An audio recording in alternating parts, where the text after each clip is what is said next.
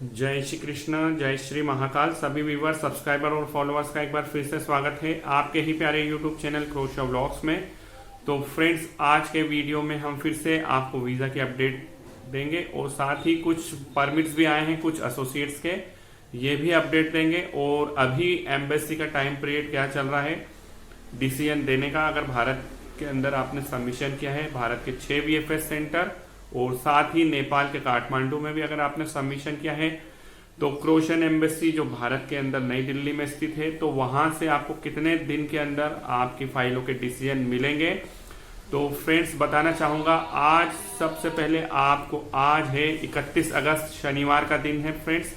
तो कल भी जो ये वीक था 27 से लेकर 30 अगस्त, क्योंकि मंडे को तो आपको पता है श्री कृष्ण जन्माष्टमी महोत्सव के कारण सार्वजनिक अवकाश था, तो 27 से लेकर 30 अगस्त तक 4 वर्किंग डे में जून के ही पूरे डिसीजन आए हैं, जिसमें जून का फर्स्ट वीक 3 से 7 जून और जो दूसरा वीक था 10 से लेकर 14 जून में भी बहुत सारे मित्रों के डिसीजन आ चुके हैं। तो आप ये मत समझिएगा कि अगर आपका 3 जून का अगर पेंडिंग है तो वो केस क्लियर हो चुका होगा। 3 से लेकर 14 जून तक के डिसीजन कल तक बहुत सारे मित्रों को मिले हैं, यानी 30 अगस्त तक, और कोई सी भी डेट कंप्लीटली क्लियर नहीं हुई है। तो आने वाला जो वीक है मित्रों 2 सितंबर से लेके 6 सितंबर, इसमें बहुत सारे मित्रों के जिनके फर्स्ट वीक के सबमिशन पेंडिंग है और सेकंड वीक के सबमिशन का डिसीजन आना है और अब जल्दी से जल्दी आने वाला है। इसके भी बहुत सारे कारण हैं, इसका लॉजिक समझिए, क्योंकि जून में बहुत सारे परमिट्स नहीं आए थे, न जुलाई में आए हैं, तो सबमिशन बहुत कम है। जो कि पहले हर मंथ 3 से 4 हजार सबमिशन होते थे फाइलों के भारत के अंदर, तो वो अब घट के 1500 से 2000 सबमिशन हो रहे हैं पर मंथ। तो जो बैकलॉग है बहुत कम है और डिसीजन भी मैं फिर से कहूंगा मिनिमम 75 दिन लग रहे हैं। जिन भी मित्रों को मानी इस हफ्ते में डिसीजन मिला है 3 से 14 जून के बीच, उनको पता है उनकी फाइलों के डिसीजन 75 दिन के बाद ही आए हैं ज्यादातर। तो आपके 70 से 90 दिन के बीच मान के चलिए डिसीजन आएंगे। और हमारे जो मित्र मई वाले अभी पेंडिंग चल रहे हैं, वो केस तो चलते ही रहेंगे, हर महीने के 2% केस मान के चलिए। और मई में तो एक सबसे बड़ा कहें तो रीबायोमेट्रिक के केस बहुत सारे मित्रों के आए थे, सबको पता है। 22 मई से लेके 31 मई तक वाले जो भी हमारे मित्र गए थे, उनको रीबायोमेट्रिक के कॉल आए हैं। 15 से 20% फाइलों में रीबायोमेट्रिक आ चुका है भारत के 6 वीएफएस सेंटर से, तो उनके केस और ज्यादा डिले हो गए हैं डिसीजन आने में। और जो हमारे मित्र बोल रहे हैं कि जिनका रीबायोमेट्रिक हुआ है, तो उनको मैं फिर से कहूंगा 40 दिन मिनिमम लग रहे हैं और हो सकता है उसको और बढ़ाया जा सकता है। अभी ये देखा गया है कुछ मित्रों के 11 जुलाई के रीबायोमेट्रिक थे, किसी के जुलाई के 3rd वीक में रीबायोमेट्रिक थे, उनके भी केस अभी क्लियर नहीं हुए हैं क्रोशियन एम्बेसी भारत के अंदर। तो हो सकता है समय बढ़ा दिया गया हो फिर भी देखते हैं आने वाले वीक में। जो 2 से 6 सितंबर है, जो हमारे रीबायोमेट्रिक वाले मित्र हैं, उनके डिसीजन आते हैं कि नहीं, जिनके 40 दिन हो चुके हैं या होने वाले हैं या उनसे ऊपर भी हो चुके हैं। तो मित्रों, मैं बताना चाहूंगा क्रोशियन एम्बेसी भारत में जून का लगभग 20% फाइलों के डिसीजन आ चुके हैं। और आपको बताना भी चाहूंगा, वीजा रेशो की बात कहूं तो नेगेटिव डिसीजन भी बहुत आ रहे हैं। तो मैं कहूंगा 60% रेशो वीजा का है, 40% अभी वीजा रिजेक्ट हो रहे हैं। उन मित्रों को पता है जिनके रिजेक्शन आ रहे हैं, और बल्क ग्रुप वाइज पूरे रिजेक्शन आ रहे हैं, यानी क्योंकि कंपनियां डिफॉल्ट है। और कुछ कंपनियां कहें तो जो एक कंपनी है DS स्मिथ, जो गार्बेज कंपनी के हैं, उसके भी परमिट्स कहें तो विड्रॉ हो गए होंगे, या उनके जो डिसीजन आ रहे हैं नेगेटिव आना चालू हो चुके हैं।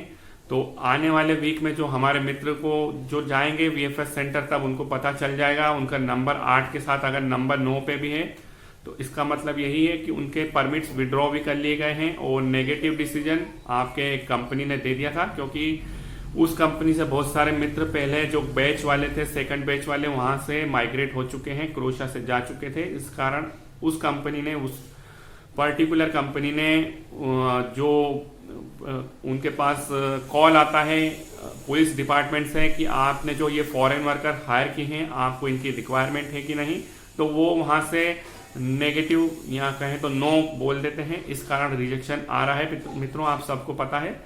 तो अब मैं आपको बताना चाहूंगा मित्रों, जून तो चल रहा है और हमारे पास बहुत सारे मित्रों के व्हाट्सएप भी आ रहे हैं, कॉल भी आ रहे हैं कि जुलाई की शुरुआत कब से होगी। तो जुलाई की शुरुआत मेरा अनुमान है 23 सितंबर से जुलाई की शुरुआत हो सकती है, क्योंकि केस जून के बहुत कम है। और फुल फ्लैश में आने वाले वीक्स में 2 से 6 सितंबर, उसके बाद 9 से लेके आपका 13 सितंबर, और उसके बाद 16 से लेके आपका 20 सितंबर तक में बहुत सारे जो जून के हैं, फर्स्ट, सेकंड, थर्ड और फोर्थ वीक, इन सब के डिसीजन 90% तो क्लियर होने की उम्मीद है मुझे। और फिर कहूंगा मित्रों, आपको अभी भी जो आपका स्टेटस है, शाम को 5:30 से 7 बजे तक भी आप कर सकते हैं। कुछ कुछ केस में 7 बजे भी उनके स्टेटस चेंज हो रहे हैं, 6:30 से 7 बजे के बीच भी। और कुछ हमारे मित्रों को मैं फिर कहना चाहूंगा, परमिट्स के लिए अपडेट देना चाहूंगा। परमिट्स आना चालू हो चुके हैं, बहुत सारे एजेंट्स एसोसिएट्स के परमिट्स आ रहे हैं पिछले हफ्ते भी। ऐसा नहीं कि परमिट्स बल्क में आ रहे हैं, कहीं से 5, किसी एजेंट को 10 परमिट मिल रहे हैं, किसी को 2, किसी को 1 परमिट ऐसा मिल रहा है। और ये सब परमिट्स जो आए हैं अभी पिछले वीक भी आउट ऑफ जागरिप से आए हैं, जैसे जदर वराजदीन से आए हैं, किसी का स्प्लिट से आया। और टाइम ड्यूरेशन कहूं तो वराजदीन से लगभग 60 से 90 दिन में आ रहा है। अभी जो कुछ केस देखने को मिले हैं परमिट्स के, और जदर से 4 महीने के अराउंड आ रहे हैं। तो अगर आपका भी परमिट आउट ऑफ जागरिप लगा है तो आप सभी से मैं यही रिक्वेस्ट करूंगा, मिनिमम आपको 60 दिन तो वेट करना चाहिए। और अपने एजेंट से कॉन्ट्रैक्ट लेटर के बाद स्क्रीनशॉट का प्रूफ जरूर लीजिए मित्रों, नहीं तो आपके आने वाले 4 से 6 महीने, हो सकता है 8 महीने आपके वेस्ट हो सकते हैं, अगर आप किसी ऐसे गलत एजेंसी या कंसल्टेंसी के पास चले गए हों, या किसी ऐसे एजेंट के पास चले गए हों, वो कहता है कि केवल आपका अप्लाई कर दिया है। तो अप्लाई का प्रूफ जरूर लीजिए, नहीं तो आपका ही समय खराब होगा। और क्रोशा के लिए मैं फिर से कहूंगा, अगर आप किसी जेन्युइन कंसल्टेंसी के पास भी जा रहे हैं और एजेंट के पास भी जा रहे हैं, आपके फ्रेंड से भी करवा रहे हैं, तो मिनिमम फिर कहूंगा 6 से 8 महीने आपके टोटल प्रोसेस में लगेंगे। इसमें आपके ऑफर लेटर, कॉन्ट्रैक्ट लेटर कह लो, आपके परमिट को कह लो, आपके वीएफएस के सबमिशन को कह लो, डिसीजन को कह लो, पूरा 6 से 8 महीने इस क्रोशा कंट्री के लिए आपको देना ही पड़ेगा। तो अगर आप भविष्य में भी अप्लाई करें या आपका प्रोसेस चल रहा है, तो इतना समय मान के चलिएगा आपके A to Z प्रोसेस में लगेगा। और फिर भी कहूंगा, जरूरी नहीं कि आपका परमिट जेन्युइन हो तब भी आपका वीजा लगे। कंपनियां अपने एंड से भी परमिट या कहें तो नेगेटिव डिसीजन दे देती हैं, परमिट विड्रॉ कर लेती हैं। और कुछ कंपनियां डिफॉल्टर होती है, इस कारण भी उनके वीजा नहीं आते हैं। नंबर 8 पे भी आता है, पता है सभी मित्रों को। तो आने वाला जो 2 वीक है और मंथ भी कहें, क्योंकि कल से 1 सितंबर संडे है, तो 2 सितंबर से 6 सितंबर हमारे उन मित्रों को तैयारी कर लेना चाहिए जिनका जून के फर्स्ट और सेकंड वीक में सबमिशन है। यानी 3 से लेके जिन भी मित्रों का 14 जून तक का सबमिशन है, उनके डिसीजन अगले हफ्ते 100% चेंज होंगे। और आपको 5:30 से 7 बजे तक अपने स्टेटस चेक करना है। आशा करते हैं आने वाले वीक में सभी के ज्यादा से ज्यादा कोरियर डिस्पैच के मैसेज मिले। तो करता हूं मैं आज के इस वीडियो को यहीं पर समाप्त। जय श्री कृष्णा, जय श्री महाकाल, धन्यवाद।